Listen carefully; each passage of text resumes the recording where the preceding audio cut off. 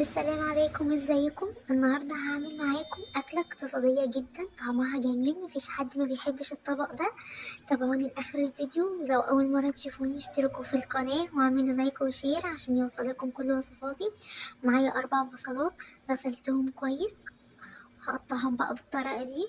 ممكن تقطعيهم قطع صغيره او تقطعيهم جوليان زي ما تحبي.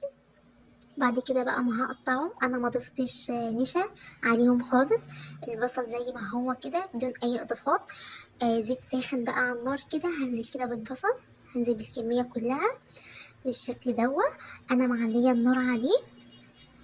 في الاول خالص نعلي النار، وبعد كده اول ما هلاقي البصلة عندي حمرت هوطي النار، هخلي النار كده متوسطة عليه. والحلة دي بقى فيها مية بتغلي، ده ضفت كده معلقة من الملح.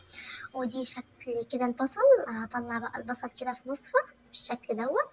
وهضيف بقى كده في المية اللي بتغلي، هضيف بقى كده نص مكرونة سباكيتي، نص كيس من مكرونة سباكيتي عليهم كده مكرونة كده من الصغيرة، كيس مكرونة من الصغيرة.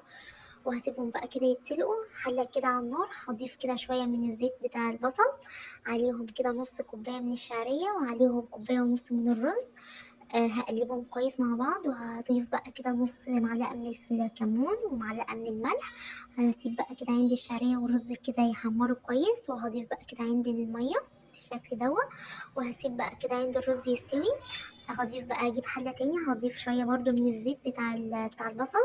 وهضيف معلقة من التوم، واول كده ما التومة كده تصفر معايا هنزل بقى كده بالطماطم. ضربت ذرة طماطم في الخلاط كده. وهضيف بقى كده معلقة من الكمون ومعلقة من الملح ونص معلقة من السكر بالشكل ده. هسيب بقى كده عندي بقى الطماطم تتسبك معايا. وكمان ضفت كمان نص معلقة من الكزبرة الناشفة. ودي شكل الطماطم بعد كده ما اتسبكت معايا. هضيف بقى كده، هجيب الحلة وهضيف بقى كده عندي المكرونة اتسلقت معايا بالشكل ده. والخطوة دي مهمة جدا، تخلي الكشري طعمه جميل. والرز كمان استوى، هضيف بقى الرز على المكرونة كمان عشان يبقى كله في حلة واحدة. عشان ما نبهدلش الدنيا في كذا حلة بقى. شايفين؟ وهضيف بقى شوية كده من زيت البصل وهقلبهم. بجد الطريقة دي تحفة في الكشري. هضيف بقى شوية كمان من الزيت، وعليهم بقى كده معلقة من التومة. اول كده ما التومة كده ما تبقاش صفارة جامد يعني، هضيف بقى نص كوباية من الخل، عليهم كوباية من المية، وكده ومعلقة كده معلقة كده من الكمون ومعلقة من الملح. واخدت كده نص كبشة كده من الصلصة اللي احنا كنا عاملينها، بتخلي الخل طعمه جميل ولونه حلو خالص. هعمل معاكم بقى الشطة. معايا كده هجيب كده كبشة من الصلصة اللي احنا عاملينها، عليهم كده كوباية من المية. وهضيف بقى كده عندي الشطة، وهضيف كمون وهضيف ملح وهضيف شوية من زيت البصل. وكده عندنا بقى الأكلة دي خلصت، الكشري خلص، مكملتش فيه حاجة بالظبط يعني.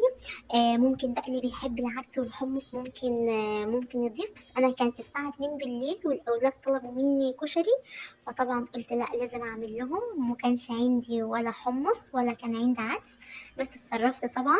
هو من غير الحمص والعدس بيبقى طعمه جميل. امشوا بس بكل الخطوات بتاعته هيطلع معاكم مظبوط جدا.